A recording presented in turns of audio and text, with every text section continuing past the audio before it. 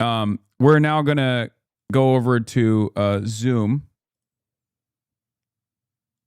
to have a conversation with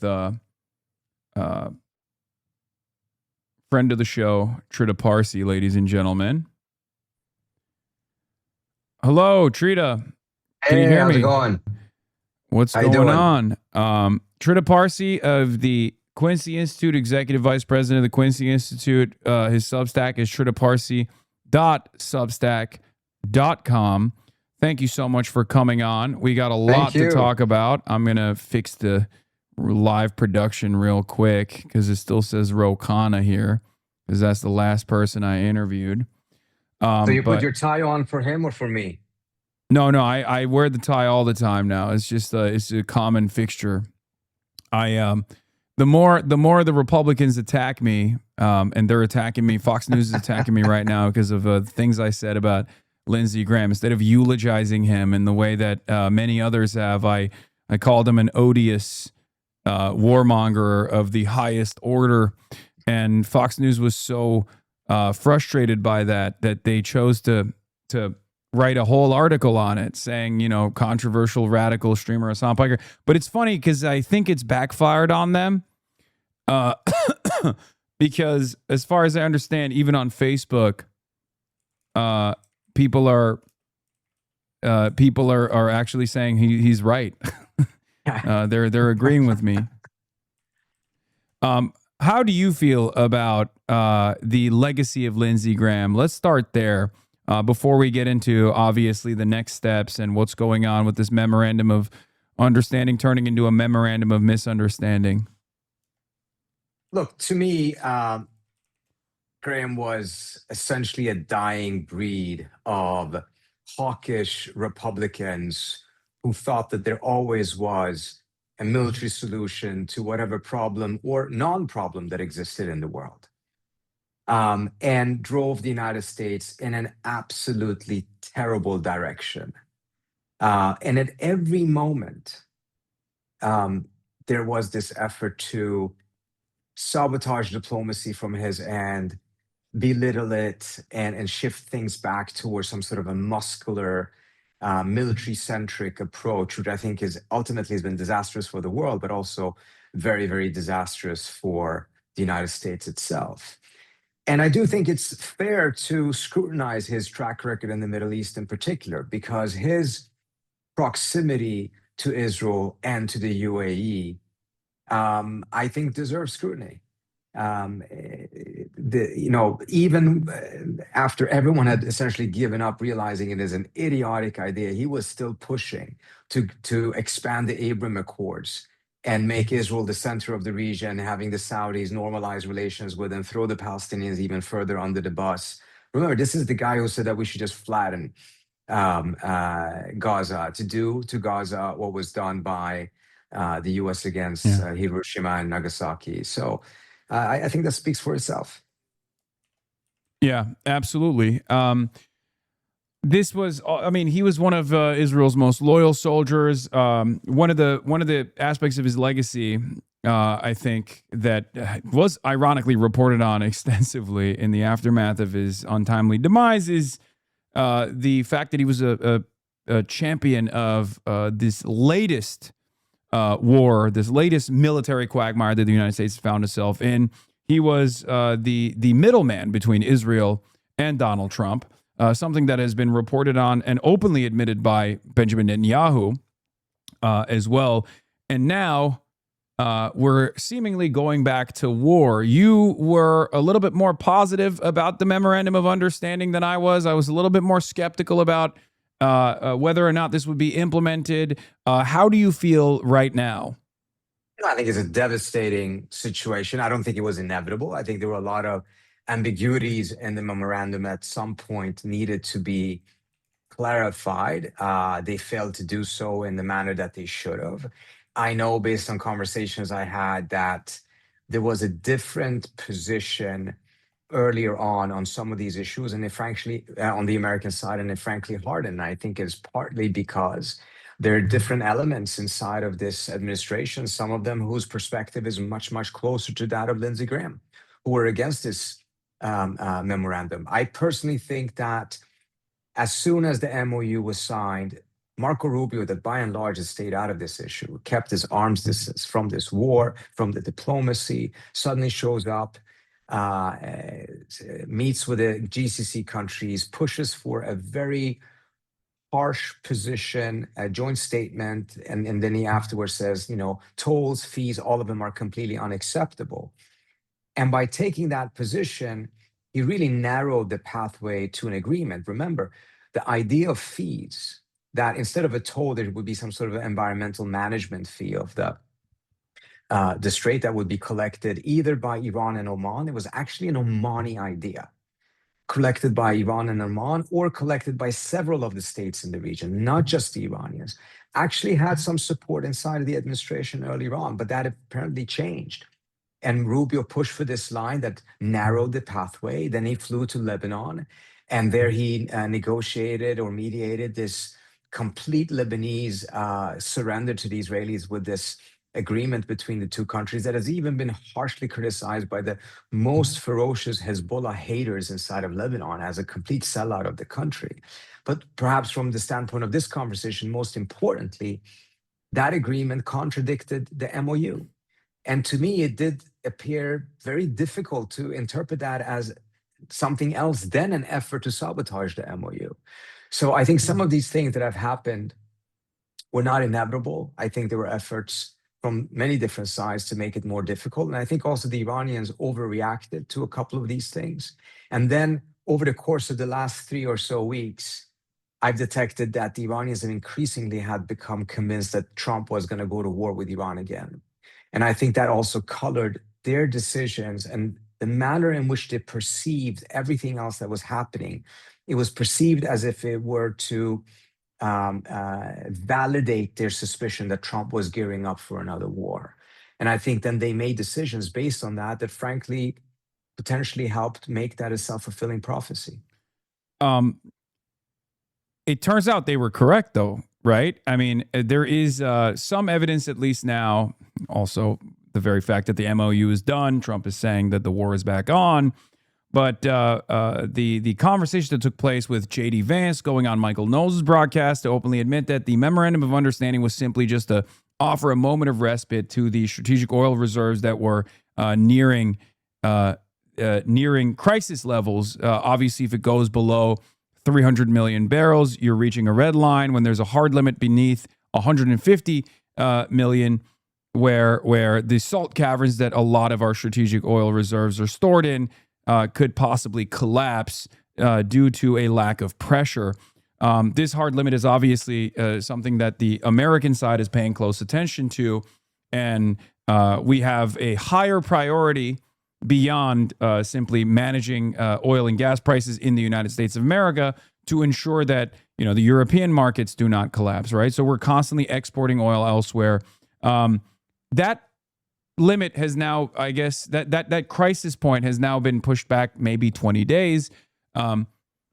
Is there anything different on the American side, on the American calculation this time around? Because every military analyst that I'm listening to that goes on, CBS and whatnot, keeps repeatedly saying, well, we could, take over Cargill Island militarily. Well, why didn't we do that last time? If we had that capacity, that would have been tremendous leverage for the American side in the implementation of whatever kind of ceasefire negotiation. So what is different this time around? Do you think that this is just going to be tit for tat for a little bit? Where do you foresee this going?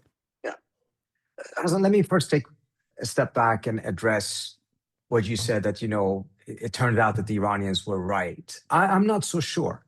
There was a flare-up after they shot at some ships, and the Iranians were shooting at these ships because they're very suspicious. And this, I think they may be right on, which is that the U.S. side was trying to build a southern corridor that would be outside of the control of the Iranians, that would be kept open even if a war broke out again, and by that really reduce Iran's leverage significantly. And when ships started to go through that corridor without any coordination with Iran, the Iranians saw that as a major provocation. They shot at them. The U.S. bombed Iran. The Iranians bombed back. and then they went back to the table. After that, they were actually negotiating, and I wrote about it on the Substack, a compromise that could have worked, but they never managed to get to the end of it before the Iranian funeral of the supreme leader, in which diplomacy was paused. During that pause, several more ships tried to go through, turning off their transponders. The Iranians then again shot at those ships, and this caused like a freak out by Trump, in which he really lost his temper.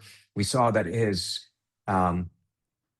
reactions publicly were very harsh. He said, you can't deal with these people, they're scum, blah, blah, blah. I'm not sure that all of that actually was inevitable. I think the Iranians also overreacted to some of those ships. I think there's other ways that it could have been dealt with. And I can see a different scenario that could have been reached if they had done it that way instead of what we ended up with. But to your latter question, and I think this is also very important, because you mentioned that Vance had mentioned that, the strategic reserve. And that may very well have been the plan. But if you take a look at the numbers, at the time of the beginning of the war, the strategic reserves had about 415 million barrels. It is now down to 337. And it's not recuperated just because of the MOU has been in place for 1 month. So if the plan was, hey, let's recuperate that and then go back to war, that's not what we're seeing here at all. It's not gone back to that. In fact, it means that not only that, but also the rest of the global inventory that is still very much down, leads to a scenario in which if war happens, you really need to have a plan on how to get it done very quickly, because you simply cannot afford what happened last time. The runway for the US is much shorter than what it was last time. This will lead to an economic crisis much faster than the previous war did. And the previous war kept it off because the president used the strategic reserves to kind of calm the global oil markets. So to me, when I look at it, I don't see anything that suggests to me that this time around, war will work out better. That this time around, taking the Kharg Island, for instance, actually will be functioning. It's a smart military strategy. On the contrary, the oil reserves are at a lower inventory state than they were before.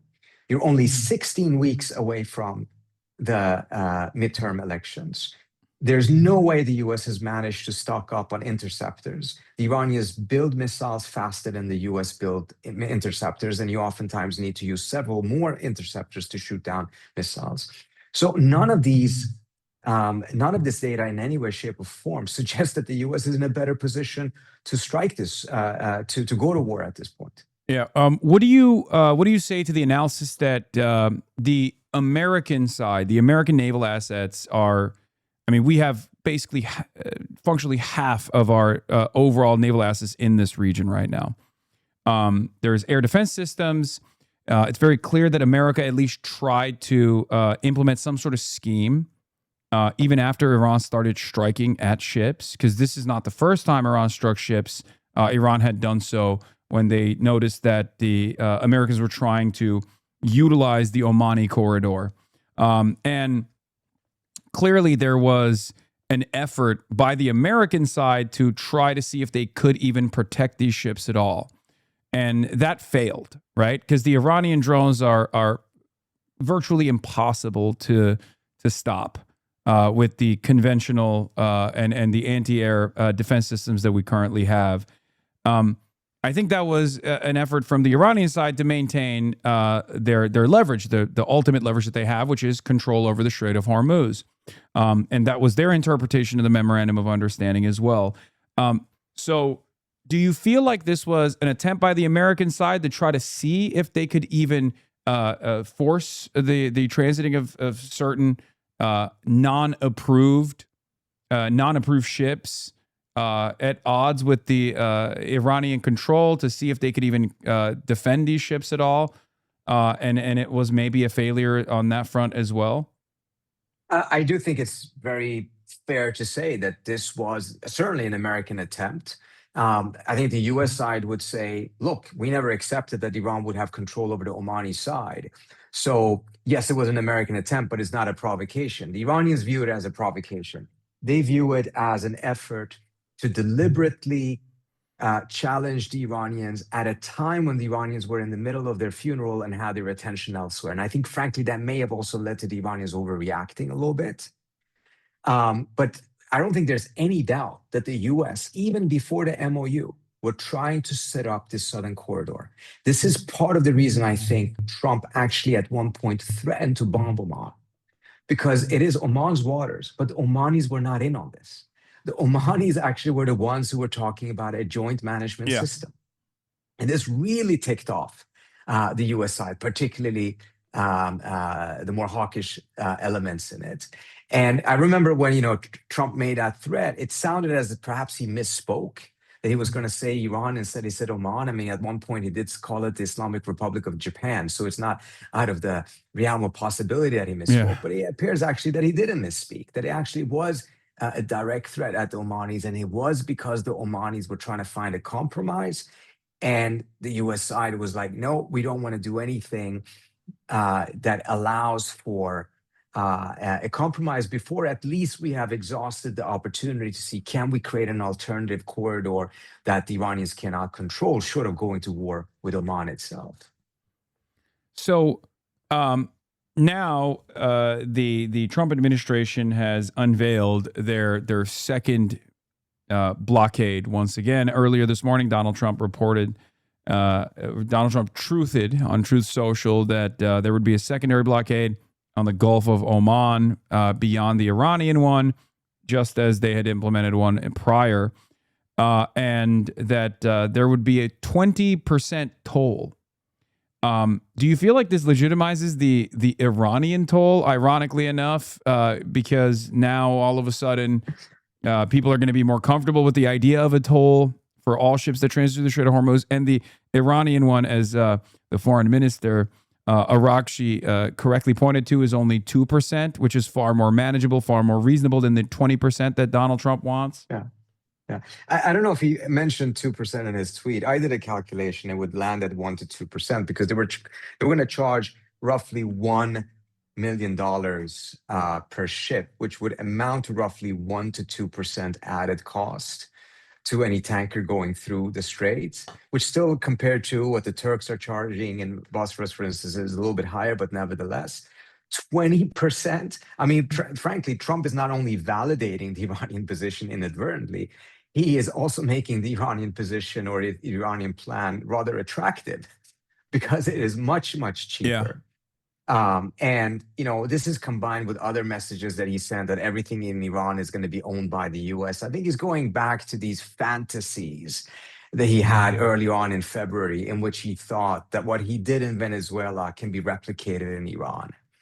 And I think it's coming from that position of deep, deep frustration that things are frankly not going in his way. And I think one of the things the Iranians have tried to figure out Trump's psychology and use psychologists when it comes to writing messages to him to make sure that they kind of got a better response from him. One thing I think they missed is that he has this need for constant positive reinforcement. He needs a diplomacy to constantly produce an assembly line of good news. And if it doesn't, he just kind of gets frustrated and then can do a 180 and go back towards war. And I'm sure after a while, he's going to get frustrated with the war and try to go back to diplomacy.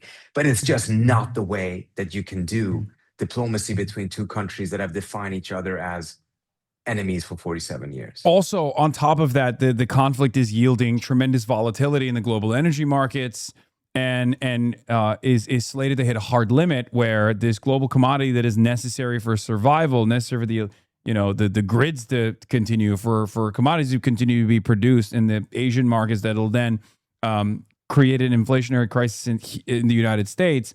That's what's at stake here. The stakes are unbelievably high. So one of the other questions I had for you also is Saudi Arabia, which seemingly has decided to become more active in this conflict for some weird reason, out of nowhere, out of left field. There was a bombing of the airport, an airport runway in Sanaa that the Houthis have now responded to. There's talks about potentially closing the Bab el-Mandeb Strait as well. What do you think about that? Why is Saudi Arabia getting more active in this conflict? And where do you see that going? So I don't think it's clear yet that is exactly what the Saudis are trying to do. I think it's important to keep in mind there is a UN Security Council resolution which, I don't know if it was the right resolution, but nevertheless, to have a blockade of the Houthi-controlled territories.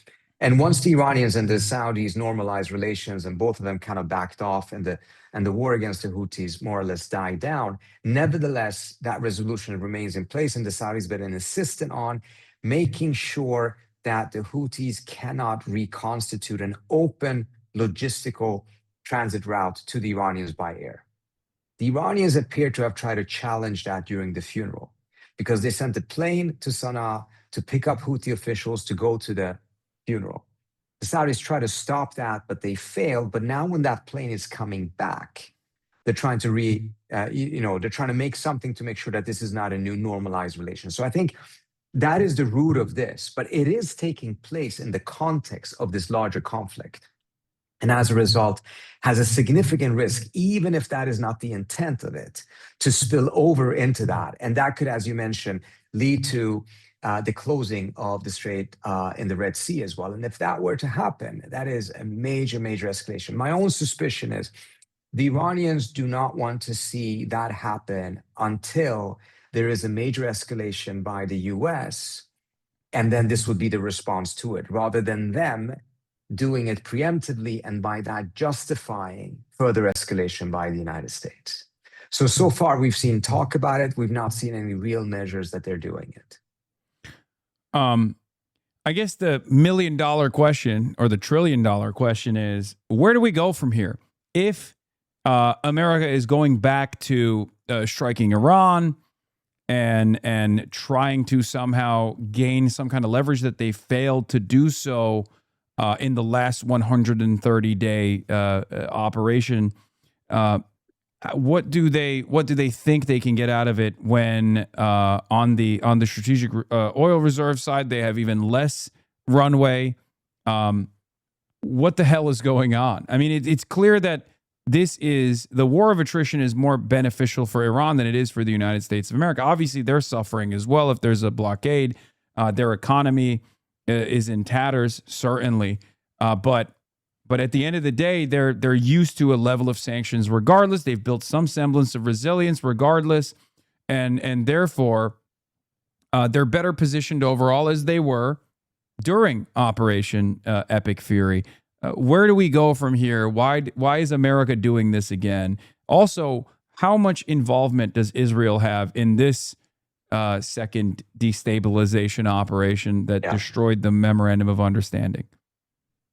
So on your first question, I have a piece in Responsible Statecraft about this. Now we're going to add a paragraph mentioning that sheer stupidity is not included in any major IR theory, but it actually deserves a significant role, because so much of what is done is decisions that are really not based on any clear wisdom, and is more in the imbecile category. To me, this is just plain out stupid for the very same reasons that you said. I do not, unless, again, there is some sort of a conclusion that there is another military option that can wrap this up in less than a week or two. They haven't deployed. That they've just weirdly enough, out of the kindness of their hearts, did not deploy against their foreign adversary of 47 years. Exactly. And certainly not in the previous just couple of months. So I'm extremely skeptical. And as a result, I do think that this is, at best, it's going to lead, and this is really at best, if we're lucky, there will be a return to the table. Facts on the ground will not have changed dramatically in either direction. The only thing that will have changed is that the lure of thinking that through military action, you can reorganize the situation in a manner that gives you the benefit at the negotiating table, that lure essentially has been eliminated more or less. That's the only thing I can see. That would be the best case scenario, because I don't believe that this is going to give any major change. In fact, I think it's going to be very difficult to get back to the table after this. The Iranians are increasingly convinced that even if Trump has an intent for a deal, he does not have the capacity to actually strike a deal. And the American political system does not have the quality left in it to sustain a deal once there is a different administration in place. This is a concern they already had during Biden. They were worried that they would be giving up their leverage, and then Trump would come back in and would uproot that agreement. And now I think it's become even further. Let me give you an example. As one of the first measures they did in this round of escalation is that general license that had been granted to the Iranians to sell their oil, because the US itself needed more oil on the market and needed to push down oil prices. They rescinded it. Now, I can understand that as part of the escalation, this is probably one of the less violent measures that could be done. But what it does is that it tells you that the longevity and the stability of such a waiver is so fragile that it loses its potency at the negotiating table as a bargaining chip.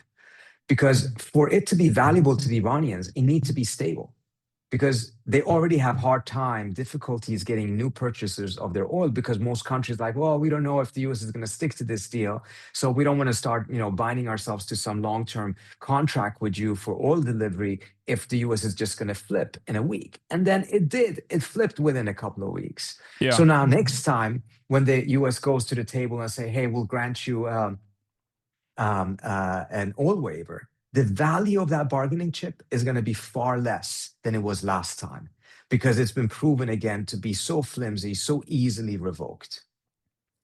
Yeah. There's also obviously the confidence that they have in Americans following on their commitments, which clearly, time and time again, perfidy is deployed with regular frequency. So there's no confidence whatsoever. This obviously probably gives them a lot more legitimacy to the hardliners. On the Iranian side, they have been, fairly cohesive throughout this process, and yet, if I'm a hardliner, I'm looking at the situation and going, I mean, what do you want? We achieved negotiations through battle. We fought and we bled for this additional leverage that we gained, and now America's proven once again that the only way out of this is to fight. So I don't know what internal leverage the reformers of the more moderate factions have at this point, given that America's shown time and time again that they're not remotely interested in a serious negotiations process. How do you foresee that going? That power grab internally in Iran? So, I think we're already seeing that. They're increasingly concluding that the US was intending to go to war from the outset. I personally don't think that is necessarily correct, but that is what they're seeing. And I think the Iranians going forward are going to be even more difficult to deal with, because, again, for them now to be able to muster the type of consensus that is needed in their system to be able to sign an agreement, to come to a yes, is going to become even more difficult than it was before. This is one of those things also, and I've mentioned this publicly before, that I had told the administration prior to the war that they're really kind of miscalculating the Iranians. It's not about them being ideological or courageous, but I just don't see the system being capable of surrendering. And the reason for that is that they need to get to a consensus to surrender. And that consensus is just impossible for them to achieve. There will always be some faction, probably not a weak faction, that would refuse to do so. And as a result, as Trump was constantly looking for the Iranians to surrender, he just completely miscalculated. He didn't understand their thinking, but also didn't understand their system. And that, but to a less intense extent, is also going to be the case when it comes to an agreement going forward. We saw that back in the JCPOA. It was a hell of a fight to get that system to come to an agreement for the JCPOA. It was difficult as well to get to the MOU. And I don't know if you saw some of the images of how hardliners were harassing the foreign minister and others during the funeral, accusing them of being compromisers and appeasers. The very same language and narratives and discourse that we see in Washington, in which diplomacy is weakness, compromise is a negative word, you have it on the Iranian side as well. I will admit, as you mentioned, those voices are the ones that are strengthened by these episodes. Yeah, they have more. Iran currently has more real popular mobilization and support for continuing the war on military terms than the United States does. Like there's no American rallies taking place in the United States of America. The only people that are hardliners in the same way that like the Iranian hardliners are Israelis for the most part. Yeah. That's or, it. Or they're in the Beltway. Yeah. People in the Beltway who live off of this stuff. But there is no like mass mobilization demanding that Donald Trump continue waging this war, especially because Americans, well, we're very selfish people, and the only impact that we have that we care about is gas prices, and everyone is noticing that the gas prices are going up. Yeah. But the flip side of that, Hasan, is also very important. And frankly, something that I'm disappointed in. But I think it goes back to exactly what you said, which is the gas prices, which is, yes, but also there's not been the type of mass mobilization that I think was needed to push back against this war. So you don't have people protesting in mass numbers in American streets against the war either. And I think part of the reason why that is not happening is because the administration has used the strategic reserves to keep oil gas prices artificially low in order to avoid that scenario. And there's no ground troops. There's no ground troops mobilization. Once you get to a ground troop scenario and you have a larger number of Americans coming home in coffins, then it's just a ticking time bomb before those type of protests will happen. But this is the problem with America's wars in general. The American public in general tends to be against these wars. But by keeping the wars as distant as possible from the public and making sure that the consequences are as minimal or as spread out as possible. And you saw that during the Obama administration. They didn't want to have body bags, so they went over to this kind of drone warfare, which caused massive amount of civilian casualties, but it made sure that the risk of American soldiers getting killed were really minimized. And they got away with doing the war, continuing all these wars, but doing it that way because it shielded the public from the costs. And the administration has taken similar measures with this war as well to keep the costs low. Yeah. I know we have a limited amount of time. I just wanted to ask you one final question before we let you go. And thank you so much for taking the time to talk to us. Section 219, formerly Section 224 of the House Fiscal Year 2027 National Defense Authorization Act, the NDAA, is establishing that the United States and Israel Defense Technology Cooperation Initiative. Now, of course, you're very familiar with this. Responsible Statecraft has written extensively on it. For those in my audience that might not know, it directs the Department of Defense to appoint an executive agent to accelerate joint research, development, and integration of Israeli and U.S. defense technologies.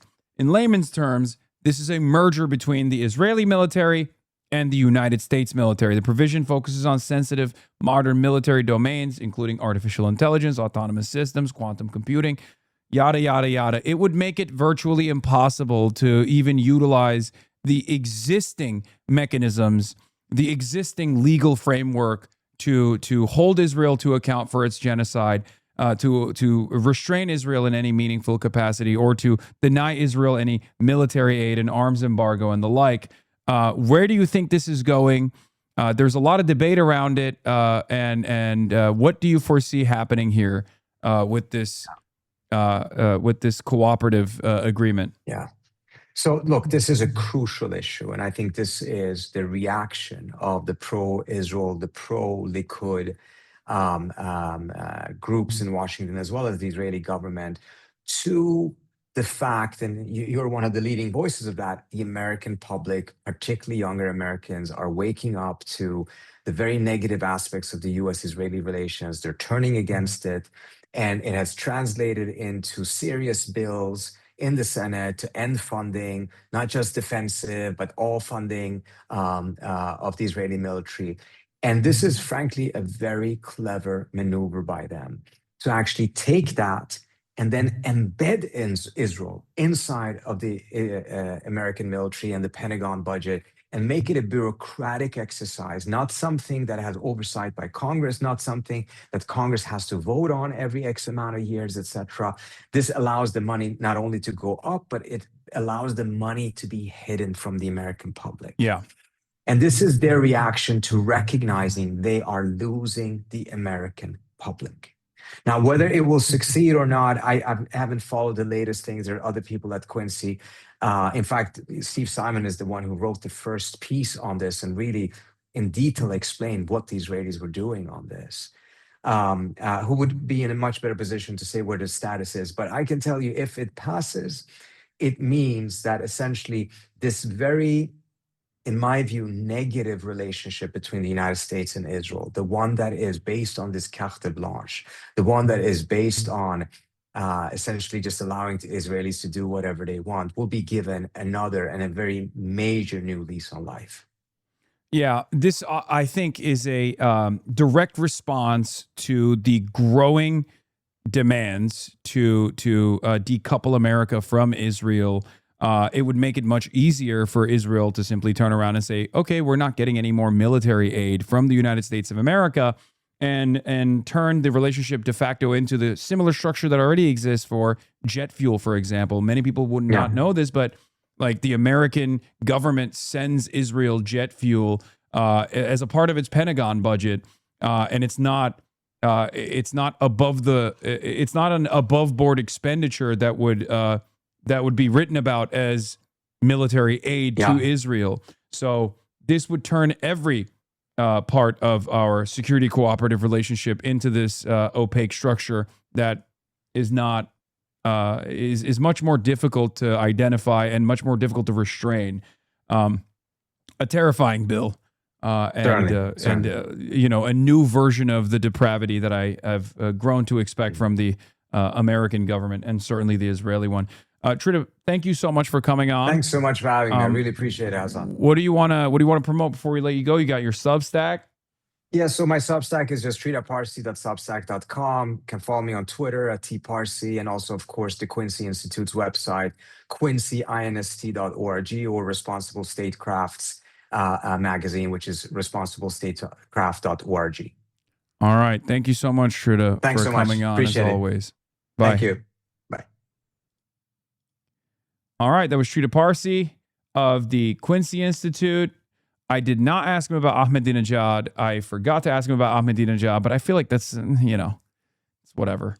Ahmadinejad being a Mossad asset who escaped the Mossad asset status is really funny. Anyway.